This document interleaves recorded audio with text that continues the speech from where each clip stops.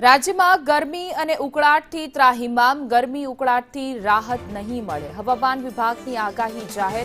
રાજ્યમાં 39 થી 41 ડિગ્રી તાપમાન રહેશે અમદાવાદમાં 40.6 ડિગ્રી તાપમાન નોંધાયું હતું જ્યારે ગાંધીનગરમાં 39.1 ડિગ્રી જેટલું તાપમાન નોંધાયું હતું વડોદરામાં 38.6 ડિગ્રી નોંધાયું હતું સુરતમાં 35.2 ડિગ્રી રાજકોટમાં 39.7 ડિગ્રી નોંધાયું છે ભાવનગરમાં સૌથી વધુ 41.4 ડિગ્રી તાપમાન નોંધાયું હતું જ્યારે અમરેલીમાં પણ 40 ડિગ્રી જેટલું તાપમાન નોંધાયું હતું કે હજુ પણ મોટાભાગના જિલ્લાઓમાં 39 થી 41 ડિગ્રી સુધી તાપમાન નોંધાઈ રહ્યું છે રાજ્યમાં ગરમી અને ઉકળાટથી લોકો ત્રાહિમામ પોકારી રહ્યા છે અને હજુ પણ ગરમી યથાવત રહે એવી હવામાન વિભાગે આગાહી કરી છે।